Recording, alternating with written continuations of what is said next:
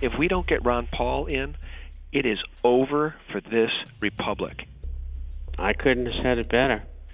And I've been harking on that every single day, trying to help them raise the needed money that they need. I see in the first quarter the president raised something like $86 million.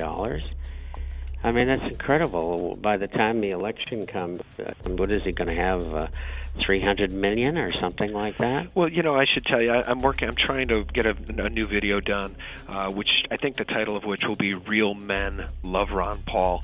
And I got to tell you, I was driving to work yesterday, and I saw 2 Obama stickers right in a row in traffic, parked right in front of me. And one of them said, Carpenters for Obama. And you just can't make this stuff up. I mean, does that idiot driving that car not realize that it's Obama's Department of Justice that went in and raided Gibson Guitar and told the folks that they can't build the guitars here with that exotic wood, but they'd be welcome to have the guitars built out of the country and then import them? I mean, are people insane?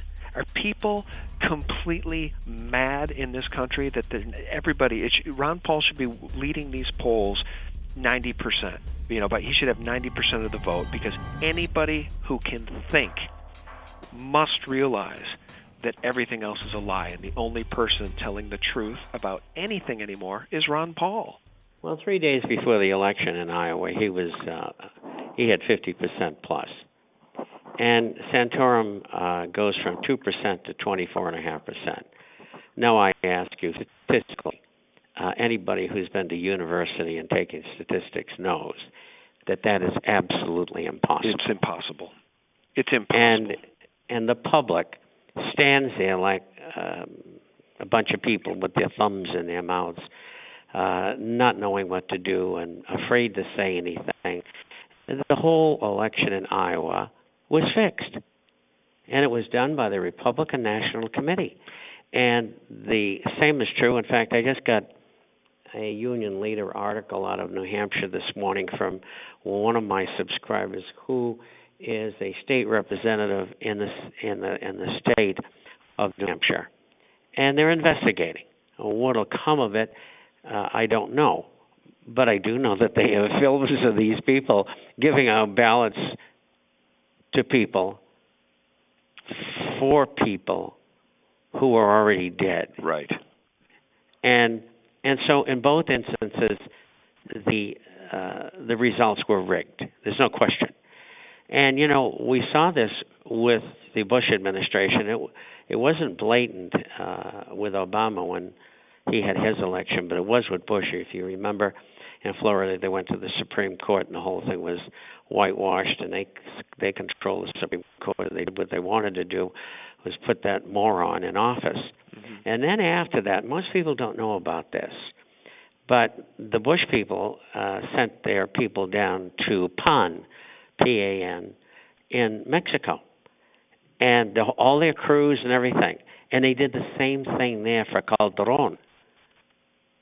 I mean, they were so uncaring about what they did that there were ballots all over the ground and in different sections of the country. They didn't even bother to take them and try to hide them in some surreptitious place.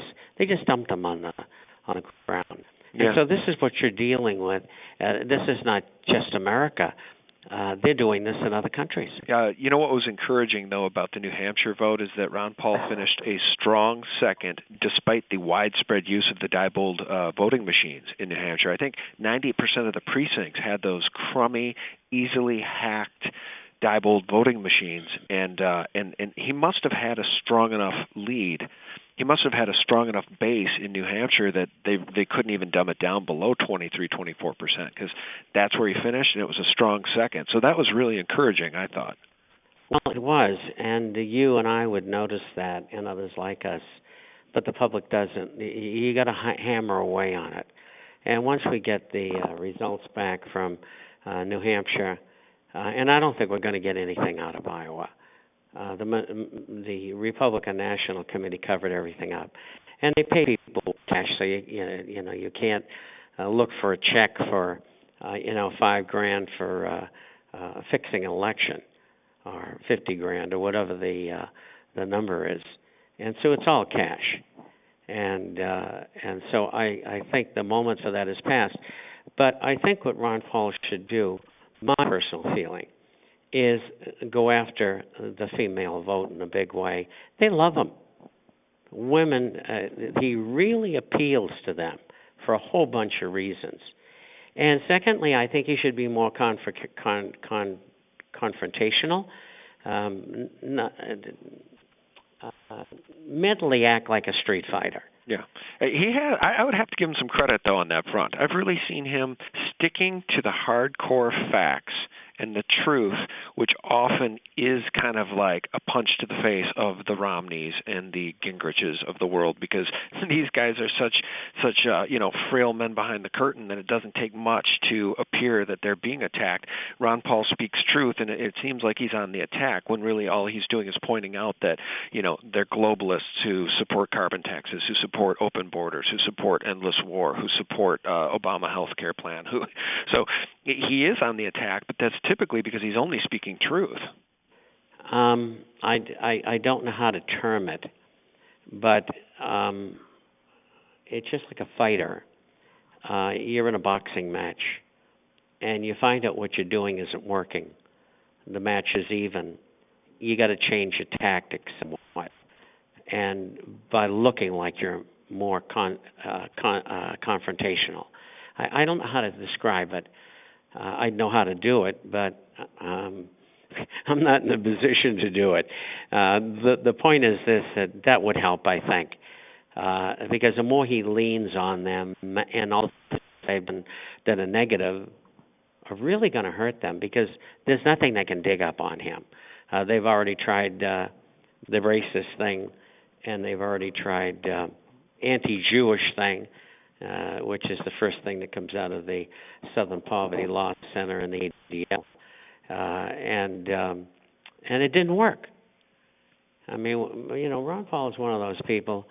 You could train him to be a racist or a Nazi, and it wouldn't take.